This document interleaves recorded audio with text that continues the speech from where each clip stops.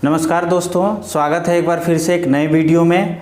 और आज का जो हमारा टॉपिक है वह है न्यायपालिका। न्यायपालिका जो है काफ़ी महत्वपूर्ण टॉपिक है, संविधान का काफ़ी महत्वपूर्ण टॉपिक है ये, जो कि आपके आगामी परीक्षाओं के लिए काफ़ी महत्वपूर्ण साबित होता है। ठीक है, इस टॉपिक को आज हम बहुत ही अच्छे ढंग से समझेंगे, एक भी क्वेश्चन ना रहे इस तरीके से पढ़ेंगे हम लोग। तो शुरू से अंत तक देखिएगा, क्योंकि अगर आप स्किप करके देखते हैं तो हो सकता है कि बीच में आप ना समझें, इसीलिए कंटिन्यू देखिएगा। ठीक है दोस्तों, तो चलिए आज का वीडियो शुरू करते हैं।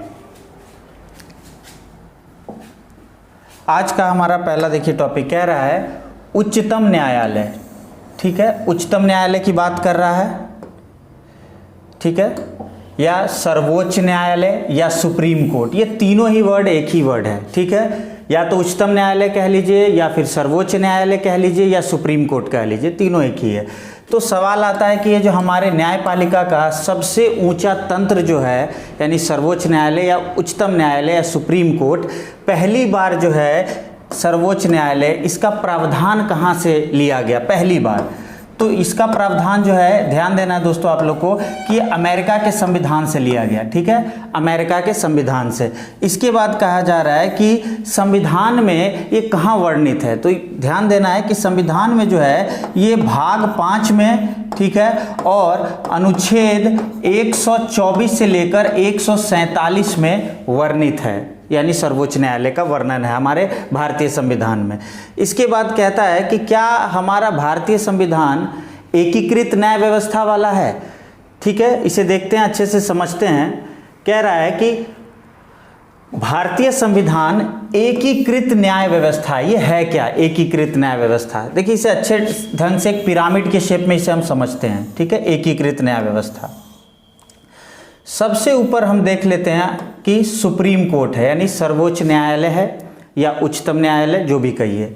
इसके बाद जो है राज्य स्तरों पर क्या होता है, हाई कोर्ट होता है राज्य स्तर पर। ठीक है, जैसे कि अभी भारत के 28 राज्य में कुल 25 ही हाई कोर्ट हैं, यानी कुछ ऐसे भी हैं राज्य जो एक ही हाई कोर्ट में उनका काम चल रहा है। इसीलिए सर्वोच्च न्यायालय कितना है, मात्र एक। हाई कोर्ट कितने हैं वर्तमान में, ये हैं 25 कुल।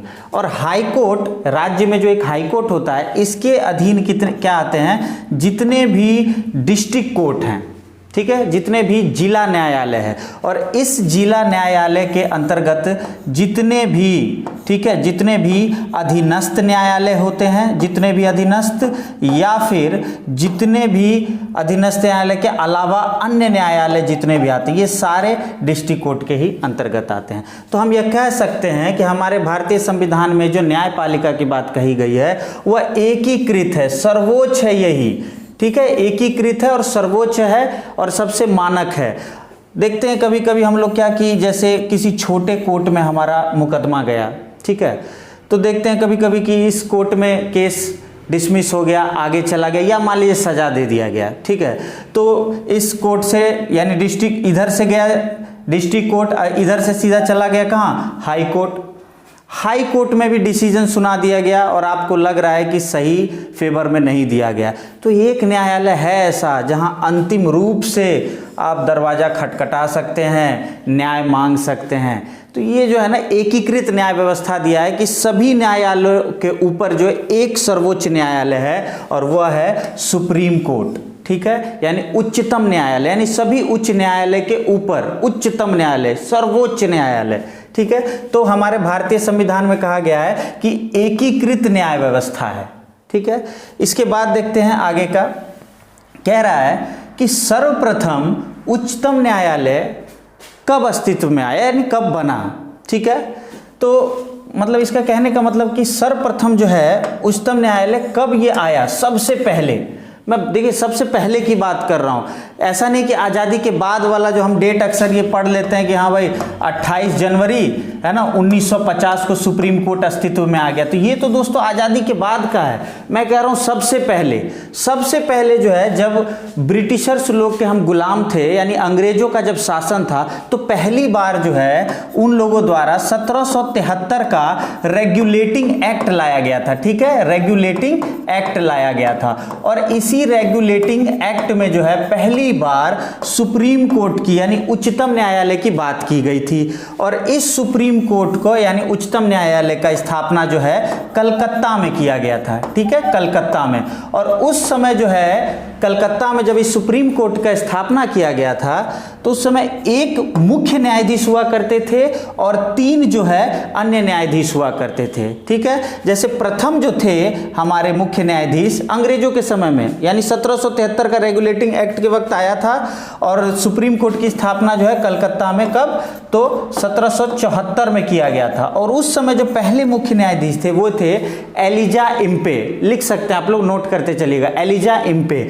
इसके अलावा जो 3 अन्य न्यायाधीश थे वो थे चैम्बर्स, लेम्स्टर और हाइड। ये 3 महोदय थे कौन, अन्य न्यायाधीश के तौर पर, ठीक है। अगला देखते हैं। अगला कह रहा है कि हमने जो है वर्तमान में जो है अपने संघात्मक न्यायपालिका की व्यवस्था किस एक्ट से ली है। तो ये ध्यान देना आपको कि हमने भारत शासन अधिनियम जो आया था, ठीक है, भारत शासन अधिनियम 1935 में आया था। ये देश आज़ादी से पहले आया था 1935 में, क्योंकि देश हमारा आज़ाद 1947 में हुआ है, 15 अगस्त, है ना। तो ये 1935 का जो भारत शासन अधिनियम आया था, इसी में पहली बार जो है संघात्मक न्यायपालिका की बात की गई थी। और उसी समय 1937 में इस संघात्मक न्यायपालिका के तहत जो है एक न्याय व्यवस्था को लाने का काम किया गया था पहली बार। तो आखिर ये संघात्मक न्यायपालिका है क्या? देखिए एक चीज जान लीजिए, हमारा देश क्या है, हमारे देश में जो शासन प्रणाली है वो भी संघात्मक व्यवस्था की तरह ही है। यहाँ पर जो है जितने भी देश के कार्य हैं और शक्तियाँ हैं वो केंद्र और राज्य दोनों में ही विभाजित की गई हैं। जैसे मान लीजिए ना, केंद्र बाप और राज्य बेटा, तो बाप बेटे में जो है पावर डिवीजन किया गया है, शक्तियों को बांटा गया है। केंद्र और राज्य में इसी प्रकार शक्तियों को बांट दिया गया है, सबका एक अपना दायरा है। लेकिन सर्वोपरि कौन होगा? बाप बड़ा होगा या बेटा? बाप ही होगा ऑब्वियसली। तो इसीलिए जो है केंद्र की ही चलेगी अंततः। तो ये ध्यान रखना है कि भारत में जो है, भारत में कह रहा है कि शासन प्रणाली संघात्मक है।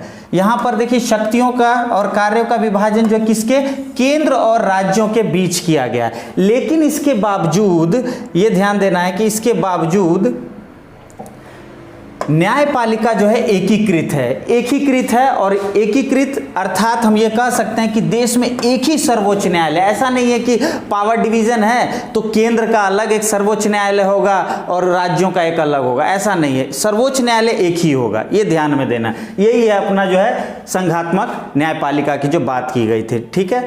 इसके बाद हम देखते हैं एक महत्वपूर्ण पॉइंट कि वर्तमान में जो है कह रहा है सुप्रीम कोर्ट की स्थापना कब हुई। वर्तमान में जो हमारा सुप्रीम कोर्ट है नई दिल्ली में अवस्थित है, तो इसकी स्थापना जो है ध्यान देना आपको 28 जनवरी, ठीक है। और साल कौन सा था? 1950। 28 जनवरी 1950 को जो है हमारा सुप्रीम कोर्ट स्थापित किया गया था, ये देखना है, ठीक है। इसके बाद एक जो है आपके कंपटीशन वगैरह में पूछता है कि पहले मुख्य न्यायाधीश कौन थे। तो दोस्तों जो पहले मुख्य न्यायाधीश थे वो एच.जे. कानिया थे, एच.जे. कानिया, ठीक है, ये याद रखना है नाम, एच.जे. कानिया। इसके बाद कह रहा है कि वर्तमान में मुख्य न्यायाधीश कौन है। वर्तमान में जो हमारे भारत के मुख्य न्यायाधीश हैं वे हैं एन.वी. रमन्ना, ठीक है, एन.वी. रमन्ना, ठीक है। और कई बार तो ये भी पूछ लेता है कि एन.वी. रमन्ना कैवे मुख्य न्यायाधीश है, तो ये भी ध्यान देना है आपको कि 48वें नंबर पर है, ठीक है। 48वें CJI बने हैं, यानी कि चीफ जस्टिस ऑफ इंडिया बने हैं 48वें, ठीक है। इसके बाद आगे देखते हैं हम, कह रहा है कि अनुच्छेद 124 में, ठीक है, संविधान के अनुच्छेद 124, क्योंकि अभी जस्ट हमने पढ़ा कि हमारे भारतीय संविधान में भाग 5 में अनुच्छेद 124 से 47 के मध्य जो है उच्चतम न्यायालय की सारी बातें दी गई हैं, ठीक है। तो कह रहा है कि अनुच्छेद 124 में सुप्रीम कोर्ट की स्थापना और गठन के बारे में प्रावधान दिया गया है, ठीक है। तो कहा जा रहा है कि प्रारंभ में यानी कि मूल संविधान में, जब संविधान निर्मित हुए था तब का बात हो रहा है कि मूल संविधान में सुप्रीम कोर्ट में कितने अन्य न्यायाधीश थे या कितने जो है न्यायाधीश थे, मुख्य न्यायाधीश। तो ये ध्यान देना है कि जब हमारा मूल संविधान निर्मित हो रहा था उस समय सुप्रीम कोर्ट का जो प्रावधान किया गया था, इसके तहत मुख्य न्यायाधीश 1 थे और जो अन्य न्यायाधीश थे वो 7 थे। तो कुल कितने हो गए दोस्तों? 8। तो आप लोगों के देखिए कंपटीशन में ये एग्जाम में पूछा हुआ सवाल है कि मूल संविधान में उच्चतम न्यायालय के सदस्यों की संख्या कितनी है, कितनी थी सॉरी, तो 8, ये याद रखना है, जिसमें से 1 क्या थे, मुख्य न्यायाधीश थे और अन्य 7 थे, तो टोटल 8। अब सवाल बनता है कि ये तो मूल संविधान में वर्णित है, वर्तमान में कितने हैं सदस्य, क्या बढ़े हैं या उतना ही है? तो दोस्तों मैं आपको बता दूं कि समय समय पर संसदों को जब लगा, यानी संसद में लगा ऐसा कि अब जो है मुख्य न्यायाधीश और या उनके अन्य न्यायाधीश की संख्या बढ़नी चाहिए, तो संसद ने जो है संशोधन करके इनकी संख्या में वृद्धि की। ठीक है, तो इससे तो एक और पॉइंट क्लियर हो जाता है कि उच्चतम न्यायालय के सदस्यों की संख्या की वृद्धि का अधिकार किसके पास है? संसद के पास है। खैर इस पॉइंट को हम आगे चर्चा करेंगे। तो ये भी ध्यान देना है आप लोगों को कि वर्तमान में जो है, वर्तमान में मुख्य न्यायाधीश कितने हैं या अन्य न्यायाधीश कितने हैं? तो ध्यान देना है कि वर्तमान में जो है एक मुख्य न्यायाधीश है, यानी chief justice of India Bharat के, जो सुप्रीम कोर्ट के मेन सीजेआई हैं। ठीक है, और अन्य न्यायाधीश कितने हैं? 33। तो उस हिसाब से टोटल वर्तमान में अभी कितने हो गए? 34। यहां से एक और सवाल आता है कि भाई किस संशोधन के तहत जो है अब कुल सदस्यों की संख्या 34 कर दी गई है? तो ये भी देख लेते हैं। ठीक है, देखिए यहां पे एक नोट मैंने लिखवाया है और आप लोग भी नोट करिएगा इसको। ठीक है, कह रहा है कि 2019 में, ठीक है, 2019 में सर्वोच्च न्यायालय एक्ट 1956, जिसमें क्या है, न्यायाधीशों की संख्या की बात की गई है। ठीक है, सर्वोच्च न्यायालय एक्ट 1956 में संशोधन किया गया था।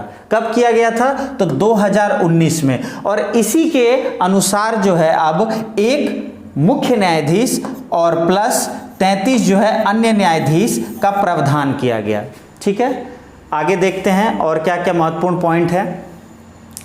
देखिए अगला कह रहा है कि भाई सुप्रीम कोर्ट का गठन जान लिए, है ना, स्थापना कब हुई जान गए ये सब, लेकिन इनकी नियुक्ति कैसे होगी ये ध्यान देना है। ठीक है, कि इनकी नियुक्ति जो है कैसे होगी।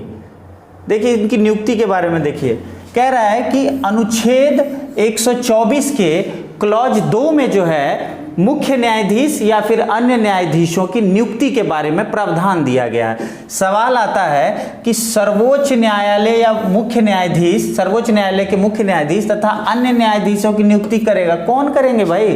तो ये ध्यान देना है आपको कि देश के हमारे जो राष्ट्रपति महोदय रहेंगे, ठीक है, ध्यान देना आपको, राष्ट्रपति महोदय रहेंगे, यही जो है सर्वोच्च न्यायालय के मुख्य न्यायाधीश या अन्य न्यायाधीश, यहां तक कि हाई कोर्ट के भी मुख्य न्यायाधीश, इन सब की वो नियुक्ति करेंगे। ध्यान देना, हाई कोर्ट का मैंने इसलिए इसमें जिक्र नहीं किया है क्योंकि जब हम हाई कोर्ट वाला पढ़ेंगे उसमें मैं इसका जिक्र करूंगा अच्छे से। ठीक है, इसके बाद कह रहा है कि ठीक है नियुक्ति तो राष्ट्रपति महोदय करेंगे, लेकिन किस पद्धति के अनुसार, यानी क्या प्रोसेस होना चाहिए, क्या प्रणाली होगी कि हम जो है ऐसे ऐसे व्यक्ति को अन्य न्यायाधीश बनाएं या उन्हीं में से जो है किसी एक को मुख्य न्यायाधीश बनाएं, तो ये किस पद्धति द्वारा होगा? तो यहाँ ध्यान देने वाली बात है, एक वर्ड आता है जो कि काफ़ी महत्वपूर्ण वर्ड है, जिसको कहते हैं कॉलेजियम सिस्टम। ठीक है, कॉलेजियम पद्धति, जो कि 1953 में लाया गया। ये हालांकि इससे पहले भी कई संशोधन हुए इसको लेकर, है ना, कि सुप्रीम कोर्ट में न्यायाधीशों की जो है नियुक्ति कैसे हो, उनका हस्तांतरण कैसे किया जाए, उनका प्रमोशन किया जाए, लेकिन अंततः 1993 में जो है कॉलेजियम पद्धति अपना जो है सुचारू रूप से कार्य करने लगा। तो कॉलेजियम पद्धति जो है, इसमें सबसे पहले जान लेते हैं कि सदस्य कौन कौन से होते हैं। ये ध्यान देना है कि इसमें एक जो है वो सीजेआई होगा, यानी देश का जो वर्तमान सीजेआई होगा, यानी चीफ जस्टिस ऑफ इंडिया, यानी भारत के मुख्य न्यायाधीश होंगे, और 4 जो है वो अन्य न्यायाधीश होंगे। ठीक है, तो हम ये कह सकते हैं कुल कितने होंगे? कुल 5 सदस्य होंगे इसमें। ठीक है, यही व्यक्ति लोग जो है नाम सजेस्ट करेंगे राष्ट्रपति को कि इन इन व्यक्तियों को जो है, या इन इन हाई कोर्टों से इन इन व्यक्तियों को लिया गया है, ताकि सुप्रीम कोर्ट के अन्य न्यायाधीश जो अब जैसे मान लीजिए रिटायर्ड होते जा रहे हैं तो सदस्य तो घटेंगे, तो इनको भरना भी तो है ना, तो ऐसे सदस्यों को इस पद्धति के द्वारा सुप्रीम कोर्ट के पैनल में लेके आना है, लेकिन राष्ट्रपति से अनुशंसा करेंगे यहाँ पर। तब इसके बाद कहीं ना कहीं इस कॉलेजियम पद्धति में जो है परिवारवाद या वंशवाद झलकने को मिलता है कि भाई सभी जो है सुप्रीम कोर्ट से रिलेटेड ही है सारे, तो वंशवाद तो हो सकता है ना। जैसे राजनीति में देखते हैं कि राजनीति में कोई एक जो है पार्टी का मेन फाउंडर था, अब उसका बेटा भी जो है मेंबर है, साथ ही साथ उसकी पुतोह भी है, उसके छोटे बेटे भी हैं, उसकी भी वाइफ है, मतलब पूरा वंश भरा पड़ा। हालांकि भारतीय राजनीति में से कई उदाहरण हैं, है ना। हमारे बिहार के ही पड़ोसी राज्य में झांक के देख सकते हैं, जहाँ अभी इलेक्शन हो रहा है ना यूपी में, वहाँ पे परिवारवाद का एकदम भरा पूरा हुआ है पूरा। खैर, तो कहीं ना कहीं यहाँ भी परिवारवाद देखने को मिला, परिवारवाद देखने को मिला। तो ये कह सकते हैं कि भाई इस परिवारवाद के तहत तो लग रहा है पहलवान का बेटा पहलवान ही बनेगा और तो कोई बन ही नहीं सकता है। तो सरकार द्वारा जो है यानी संसद द्वारा जो है एक पॉलिसी लेकर आई गई थी। इस पॉलिसी का नाम था नेशनल जुडिशियल अपॉइंटमेंट, है ना, commission, national judicial appoint commission, है ना, ये था, यानी कि राष्ट्रीय न्यायिक नियुक्ति आयोग। इसके तहत जो है संसद ने कहा कि भाई ऐसा है कि इस सिस्टम में क्या करना है कि अब एनजेएसी के तहत कुछ मेंबर्स होंगे, ठीक है, जिनके तहत जो है सुप्रीम कोर्ट के न्यायाधीशों को चुना जाएगा। ठीक है, आप जरा इसको समझ लीजिए कि इसमें होंगे कौन कौन शामिल, ये भी थोड़ा देखने लायक है। कह रहा है कि इसमें एक सदस्य जो होगा वो वर्तमान में सीजेआई होगा, वो इसका एनजेएसी का हेड होगा वो, ठीक है, यानी जो मुख्य न्यायाधीश होगा वो इसका हेड होगा। इसके अलावा कह रहा है कि जो 2 सदस्य होंगे वो सुप्रीम कोर्ट के वरिष्ठ जज होंगे, ठीक है, और एक कह रहा है कि ऐसा व्यक्ति होगा जो कानून मंत्री होगा वर्तमान में, ठीक है, और अगला कह रहा है कि 2 ऐसे सदस्य होंगे जो जानी मानी हस्तियां होंगी, है ना, जानी मानी हस्ती बतौर सदस्य जो है इस पैनल में शामिल होंगे। यहीं पे कन्फ्लिक्ट आ गया, यहीं पर सुप्रीम कोर्ट को ऐतराज हो गया। अब जरा देखते हैं ऐसा क्यों हुआ, जरा इसे ठीक ढंग से देख लेते हैं, ठीक है। देखिए, कह रहा है कि जो 2 जानी मानी हस्तियां थी, इसमें कह रहा है कि इनका चुनाव जो है, ये 2 जानी मानी व्यक्ति जो है, कह रहे इनका चुनाव या तो सीजेआई, प्रधानमंत्री या लोकसभा में सबसे बड़े विपक्षी दल के नेता वाली कमेटी, ठीक है, कमेटी करेगी। बस इस बात पे ही सुप्रीम कोर्ट को ऐतराज हो गया और सुप्रीम कोर्ट ने कहा कि भाई ये तो आप न्यायपालिका की स्वतंत्रता की हत्या कर रहे हैं, ठीक है। ये वाद विवाद चला काफ़ी और अंततः जो है ये जो प्रोग्राम था एनजेएसी वाला, यानी कि राष्ट्रीय न्यायिक नियुक्ति आयोग को, इसे खत्म कर दिया गया और वर्तमान में भी जो है यही कॉलेजियम पद्धति लागू है। और इसी के थ्रू जो है आज भी, जैसे मान लीजिए कि एक तो मुख्य न्यायाधीश और 33 अन्य सदस्य हैं, तो इन सदस्यों की नियुक्ति आज भी इसी पद्धति द्वारा हो रही है, ठीक है। मतलब नामों को सेलेक्ट कर लिया, राष्ट्रपति महोदय के पास भेजा और उन्होंने जो है उनमें से सेलेक्ट कर लिया कि हाँ ये व्यक्ति बनेंगे, ठीक है। तो ये कॉलेजियम पद्धति काफ़ी महत्वपूर्ण है। और एक बात ध्यान रखिएगा कि ये जो कॉलेजियम पद्धति है ना, इसका वर्णन संविधान में नहीं है, ये ध्यान रखिएगा, संविधान में बिल्कुल नहीं है, और ना ही संसद ने इस कॉलेजियम पद्धति को बनाया है। इस कॉलेजियम पद्धति को बनाया किसने? खुद सुप्रीम कोर्ट ने बनाया है, ठीक है। इसीलिए कहा गया कि यह परिवारवाद का एक निशानी है कॉलेजियम पद्धति। खैर, आगे के हम टॉपिक्स को देखते हैं। आगे देखिए, बात कर रहा है इंपॉर्टेंट कि योग्यता क्या होनी चाहिए, ठीक है। तो योग्यता का बात जो है पहले ध्यान देना है आपको कि ये अनुच्छेद 124 के 3रे क्लॉज में बात कहा गया है कि सुप्रीम कोर्ट के यानी उच्चतम न्यायालय के या सर्वोच्च न्यायालय के न्यायाधीशों की क्या योग्यता होनी चाहिए, ठीक है। सबसे प्रथम बात जो आप लोग अक्सर राष्ट्रपति वाले में भी पढ़े थे, उपराष्ट्रपति वाले में भी पढ़े थे कि भाई भारत का नागरिक हो, विदेशी नागरिक को थोड़ी बना देंगे। फिर कह रहा है कि कम से कम, इस पॉइंट को ध्यान दीजिएगा, कम से कम हाई कोर्ट में 5 वर्षों तक न्यायाधीश रहा हो, कम से कम किसी भी हाई कोर्ट का, ठीक है, 5 वर्षों तक। इसके बाद कह रहा है कि कम से कम 10 वर्षों तक किसी भी हाई कोर्ट में अधिवक्ता रहा हो, ये तो 3 पॉइंट्स हो गए। अगला कि राष्ट्रपति की दृष्टि में वह व्यक्ति कानून का ज्ञाता या कानून का ज्ञान उसके पास काफी हो। तो ये कुछ आधार हैं योग्यता उनका, ठीक है, ध्यान में देना। ये चारों पॉइंट काफी महत्वपूर्ण पॉइंट है।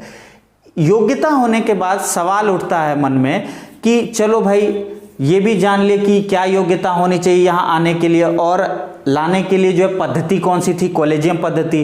तो इनका कार्यकाल जो है कितने दिनों का रहेगा ये भी देख लेते हैं।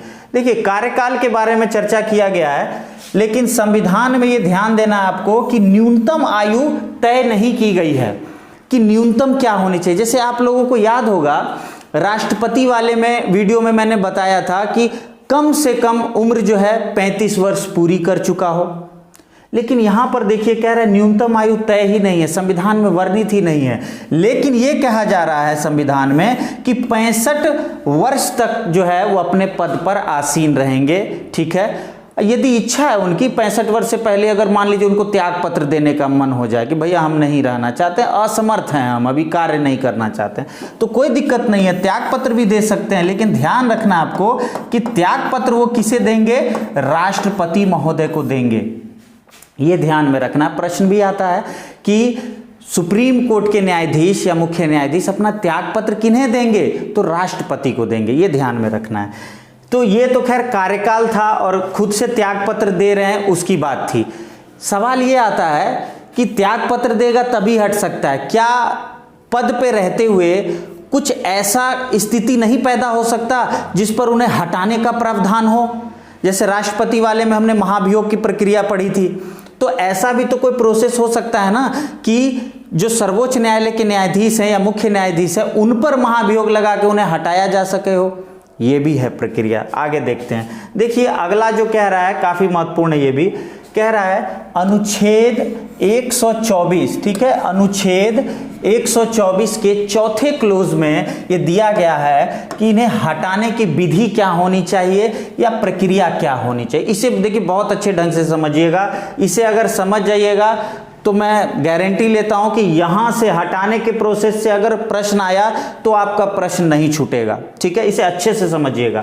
तो हटाने का, जैसे राष्ट्रपति वाले में हमने क्या पढ़ा था कि अगर राष्ट्रपति महोदय संविधान का उल्लंघन कर दे तब उन पर महाभियोग प्रक्रिया लाई जाएगी, वो भी 14 दिन पूर्व भाई सूचना के देने के बाद ही है ना, पहले उनको नोटिस चला जाना चाहिए। हालांकि मैंने सारा प्रोसेस बताया था राष्ट्रपति वाले में, और आप लोगों ने अगर वीडियो नहीं देखा है वो तो मैं लिंक डिस्क्रिप्शन में दे दूंगा, देख लीजिएगा। खैर यहाँ देखते हैं सुप्रीम कोर्ट वाले में कह रहे हटाने की विधि क्या होनी चाहिए, प्रक्रिया क्या होनी चाहिए। तो ये ध्यान में रखिएगा सबसे पहले कि हटाया कैसे जाएगा।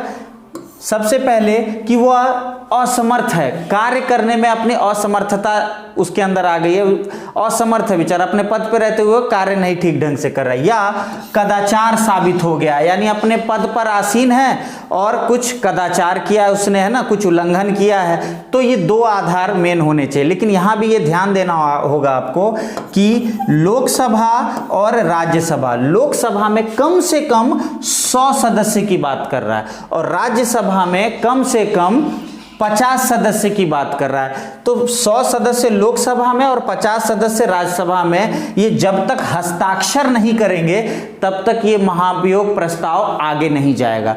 चलिए मान लेते हैं कि ये हो गया हस्ताक्षर, ठीक है। होने के बाद क्या होगा कि सर्वप्रथम ये ध्यान देना है आपको कि ये संसद के किसी भी सदन में लाया जा सकता है, चाहे वो लोकसभा में लाया जाए या राज्यसभा में। इसीलिए देखिए यहाँ दिया हुआ है कि संसद के किसी भी सदन में लाया जा सकता है। लेकिन ये चीज एक ध्यान देने वाली बात ये है कि अगर मान लीजिए संसद में लाया गया है तो भाई या तो लोकसभा में पहले आएगा या तो राज्यसभा में। तो लोकसभा में अगर आया है सबसे पहले तो लोकसभा अध्यक्ष, या राज्यसभा में पहले लाया गया है तो राज्यसभा के सभापति, वे चाहें तो इस महाभियोग प्रस्ताव को खारिज कर सकते हैं, या उन्हें लगेगा कि नहीं सही में आरोपी है, आरोपों की जांच होनी चाहिए, तो वो क्या करेंगे, 3 सदस्यों की एक समिति का गठन करेंगे कि भाई तुम लोग जो है ना आरोपों की जांच करो, क्या सच में इसने कदाचार किया है, क्या सच में इसे हटाना चाहिए?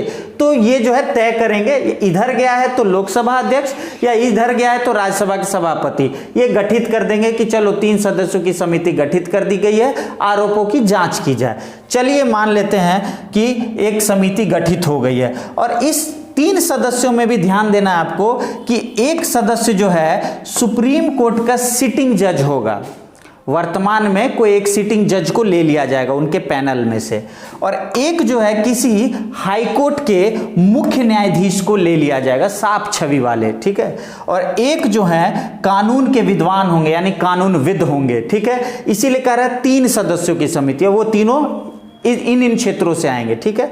इसके बाद मान लीजिए इन लोगों ने आरोपों की जांच की और इन लोगों को लगा कि सही में आरोप साबित हो रहे हैं, तो अब क्या होगा, ठीक है। इस कंडीशन में क्या होगा कि उन्होंने दे दिया कि हाँ आरोप एकदम सही है। इसके बाद देखिए क्या होगा, दोनों सदनों में बारी बारी से, दोनों सदनों में जो है, या तो लोकसभा में पहले या तो राज्यसभा में, दोनों ही सदनों में 2/3 बहुमत से इस महाभियोग प्रस्ताव को पारित कर दिया जाएगा। और जैसे ही दोनों सदनों में से 2/3 बहुमत से पारित हो जाएगा, तब मान लिया जाएगा कि महाभियोग प्रस्ताव पारित हो गया है। लेकिन ऐसा नहीं है कि पारित होते ही हट जाएंगे वो पद पर से अभी मुख्य न्यायाधीश, ऐसा नहीं है। फिर क्या होगा, राष्ट्रपति जो है, राष्ट्रपति के पास ये भेजा जाएगा अंतिम रूप से, और राष्ट्रपति आदेश देंगे कि भाई जो CJI हैं, यानी चीफ जस्टिस ऑफ इंडिया है, यानी भारत के जो मुख्य न्यायाधीश हैं, ठीक है। ओ सॉरी, यहाँ पर बहुमत होना चाहिए, ठीक है, यहाँ छूट गया है, कोई बात नहीं, स्पेलिंग एरर इतना मायने नहीं रखता, बस समझिए इस चीज को, है ना। तो राष्ट्रपति आदेशानुसार जो है फिर CJI को पद से हटाए जाने का जो है आदेश दिया जाएगा, और तब जो है चीफ जस्टिस ऑफ इंडिया अपने पद से हटाए जाएंगे, ठीक है, या हट जाएंगे राष्ट्रपति के आदेशानुसार अंतिम रूप से। इसके बाद देखिए एक और पॉइंट है, ध्यान देते हैं, ठीक है। यहाँ नोट मैंने लिखाया है, बहुत ही महत्वपूर्ण है। सवाल पूछता है कि क्या सच में अभी तक में किसी मुख्य न्यायाधीश को हटाया गया है? बिल्कुल, 2 बार ऐसा सिर्फ हुआ है, ठीक है। ये भी ध्यान देना कि अब तक केवल 2 न्यायाधीशों पर इस महाभियोग प्रस्ताव का जो है सामना करना पड़ा उनको, इन 2 ही बस मुख्य न्यायाधीश। और ये दोनों है कौन कौन, जरा ये ध्यान दे लेते हैं, ठीक है। ये दोनों कौन कौन है, इधर ध्यान दीजिए। पहला देखिए कौन है, पहला है वी रामास्वामी, ठीक है, वी रामास्वामी। लेकिन इनके केस में क्या हुआ था कि जैसे ही लोकसभा में ये गया था 2/3 से पास होने के लिए, तो लोकसभा ने ही रोक लगा दिया था, है ना, रोक दिया था। जब रोक दिया, 2/3 बहुमत हुआ ही नहीं, क्योंकि कांग्रेस की सरकार थी उस समय और कांग्रेस ने भाग नहीं लिया था वोटिंग में, इसीलिए लोकसभा में ये प्रस्ताव रुक गया था। इस कारण पूरी नहीं हो पाई प्रक्रिया, तो पहली बार महाभियोग का सामना करना पड़ा किसे, वी रामास्वामी जी को। दूसरी बार फिर ये कंडीशन आया कब, सौमित्र सेन के समय में। और इनके समय में क्या हुआ कि जैसे ही कार्यवाही आगे बढ़ रही थी, जैसे ही इन्होंने क्या किया कि कार्यवाही पूरी होने से पहले ही बीच में ही राष्ट्रपति महोदय को त्यागपत्र दे दिया, पद से हट गए। इसका मतलब सही में यार आरोप सिद्ध हो सकता था अगर ये न हटते तो। अब दाल में कुछ तो काला होगा ना, इसीलिए तो राष्ट्रपति को त्यागपत्र पहले ही दे दिया। खैर जो भी हो, इसके बाद आगे देखते हैं। आगे का एक महत्वपूर्ण पॉइंट कह रहा है कि भाई इतने बड़े पद पर हैं, नियुक्ति भी पता चल गई, कैसे आएंगे, किस प्रणाली के द्वारा, योग्यता भी पता चल गई, हटाने की प्रक्रिया भी पता चली गई, ठीक है। लेकिन शपथ कौन दिलाएगा, ये भी देखना है। भाई याद रखना है कि शपथ का जो है चर्चा आपके संविधान के अनुच्छेद 124 के 6ठे क्लॉज में की गई है कि शपथ कौन दिलाएगा। तो भाई शपथ जो है देश के राष्ट्रपति दिलाएंगे, ठीक है। शपथ कौन दिलाएंगे, देश के राष्ट्रपति। अभी जो हमारे वर्तमान में 48वें भारत के मुख्य न्यायाधीश NV रमन्ना जी बने थे, तो उनको शपथ किसने दिलाया, उनको शपथ जो है राष्ट्रपति महोदय यानी श्री रामनाथ कोविंद जी ने शपथ दिलाया था। तो ये तो हमारा क्लियर हो रहा है कि शपथ जो कौन दिलाएंगे, राष्ट्रपति महोदय दिलाएंगे। खैर अगला देखिए कह रहा है, नोट देखिए, ये ध्यान देना आपको कि सुप्रीम कोर्ट के न्यायाधीशों की संख्या में वृद्धि का अधिकार किसको है, संसद को है। ये मैंने पहले भी एक बार जिक्र किया था आपको, ये संसद को अधिकार है। जैसे याद होगा अभी मैंने जस्ट पढ़ाया कि मूल संविधान में 1 न्यायाधीश, ठीक है, और अन्य 7 न्यायाधीश, इतने ही थे सदस्य। बढ़ाया किसने? संसद ने। तो ये लाइन कह रहा है ना कि सुप्रीम कोर्ट में न्यायाधीशों की संख्या में वृद्धि का अधिकार संसद को है। जैसे 2019 में संसद ने क्या किया कि एक मुख्य न्यायाधीश और 33 जो है अन्य न्यायाधीश होंगे, ये प्रावधान लाया गया था। ठीक है, तो ये भी काफी महत्वपूर्ण पॉइंट है। यहां से भी प्रश्न आ सकता है कि वर्तमान में, या फिर ऐसे पूछ दे कि न्यायाधीशों की संख्या में वृद्धि का अधिकार किसके पास है? संसद, राष्ट्रपति, प्रधानमंत्री और कोई भी एक ऑप्शन मान लीजिए। तो ये ध्यान देना आपको, संसद के पास ये अधिकार है। ठीक है, अगला जो प्रश्न हमारा बनता है कि भाई वेतन भत्ते कैसे निर्धारित होंगे? भाई इतना बड़ा पद है, सैलरी भी तो होगा इनका तगड़ा। बिल्कुल होगा। देखिए कह रहा है कि इनके वेतन भत्ते की चर्चा जो है अनुच्छेद 125 में की गई है। ठीक है, और कहा गया है वेतन भत्ता क्या होगा? संसद द्वारा तय किया जाएगा। ये पॉइंट ध्यान दीजिएगा कि संसद तय करेंगे कि मुख्य न्यायाधीश या अन्य न्यायाधीश का वेतन भत्ता कितना होगा। ठीक है, और कह रहा है कि ये वेतन भत्ता दिया कहां से जाएगा? तो भारत का जो संचित निधि है उस पे ये भारित होगा, यानी भारत के संचित निधि से ही मुख्य न्यायाधीश व अन्य न्यायाधीशों को जो है वेतन भत्ता दिया जाएगा। ठीक है, अगला कह रहा है कि वर्तमान में मुख्य न्यायाधीश का जो है सैलरी कितना है? तो भाई वर्तमान में 2,80,000 जो है इनका वेतन भत्ता है। ठीक है, और अन्य न्यायाधीशों का कितना है? 2,50,000 यानी 2.5 लाख। तो भाई जो मुख्य हैं उनका कुछ तो ज्यादा होगा ना, तो उनका जो 30,000 ज्यादा पेमेंट है अन्य न्यायाधीशों से, तो इसीलिए 2,80,000 मुख्य न्यायाधीश का और 2,50,000 अन्य न्यायाधीश का। ठीक है, इसके अलावा देखिए एक काफी महत्वपूर्ण पॉइंट बनता है कि कार्यकारी मुख्य न्यायाधीश क्या है, ये जरा समझ लीजिए। ठीक है, जिसकी चर्चा जो है अनुच्छेद 126 में की गई है। एक कार्यकारी जो है मुख्य न्यायाधीश क्या है? जैसा कि हमने पढ़ा था कि राष्ट्रपति महोदय अचानक उनका पद रिक्त हो जाए या आकस्मिक मृत्यु हो जाए, तो ऐसे में हमने पढ़ा था ना कि उपराष्ट्रपति महोदय को कार्यवाहक राष्ट्रपति बना दिया जाएगा, ये हमने पढ़ा था। ठीक है, उसी प्रकार भाई कार्यकारी मुख्य न्यायाधीश में अगर मान लीजिए कि पद जो है अचानक रिक्त हो जाए, मुख्य न्यायाधीश का जो है पद रिक्त हो जाए अचानक, या वो अस्थायी रूप से अनुपस्थित हैं किसी कारणवश, ये भी ध्यान रखना। यह कह रहा है कि मुख्य न्यायाधीश अपने कर्तव्य का पालन करने में असमर्थ हैं, तो ऐसे कंडीशन में क्या होगा कि कार्यकारी मुख्य न्यायाधीश का जो है घोषणा किया जाएगा। लेकिन ये ध्यान में आपको देना है कि ये करेगा कौन, ये ध्यान देना आपको, ये राष्ट्रपति महोदय करेंगे। ठीक है, और राष्ट्रपति महोदय ऐसे नहीं कि अपने मन से ही कर देंगे, जो अन्य न्यायाधीश हैं उनकी सलाह मशवरा के बाद ही ये चीज़ किया जाएगा। ठीक है, संसद के या अन्य न्यायाधीशों के सलाह मशवरे के बाद ही ये किया जाएगा, ये ध्यान देने वाली बात है। अगला देखिए काफ़ी महत्वपूर्ण टॉपिक है, ये कह रहा है कि तदर्थ न्यायाधीश यानी तदर्थ यानी एडहॉक, एडहॉक जो है न्यायाधीश, ये क्या होता है इसे समझ लीजिए। हालांकि सबसे पहले इसका जान लीजिए वर्णन कहाँ है। इसका वर्णन संविधान के अनुच्छेद 127 में किया गया है। एडहॉक वाले में क्या सिस्टम है कि जैसे हमने पढ़ा था कि लोकसभा हो या राज्यसभा हो, अगर उनका जो है कोरम या गणपूर्ति जो है 1/10 भाग भी अगर ना हो तो सदन की कार्रवाई नहीं चलेगी, स्थगित कर दिया जाएगा। भाई तुरंत रोक दी जाएगी कार्रवाई। क्यों? क्योंकि गणपूर्ति है नहीं, कोरम संख्या है ही नहीं। तो सेम उसी तरीके से यहाँ पे भी देखिए कहता है कि सुप्रीम कोर्ट में गणपूर्ति कम से कम मेंबर भी या गणपूर्ति या कोरम संख्या घट जाए तो ऐसे कंडीशन में क्या होगा, जो देश के सीजेआई होंगे यानी भारत के जो मुख्य न्यायाधीश होंगे वे राष्ट्रपति के पूर्व सहमति, ठीक है, राष्ट्रपति से पहले ही सहमति ले लेंगे और फिर किसी भी संबंधित हाईकोर्ट, मान लीजिए सीजेआई को मन है कि हम फलाने स्टेट से ले, है ना, इसीलिए कह रहा है किसी भी संबंधित हाईकोर्ट के न्यायाधीश को सुप्रीम कोर्ट के पैनल में शामिल कर सकता है।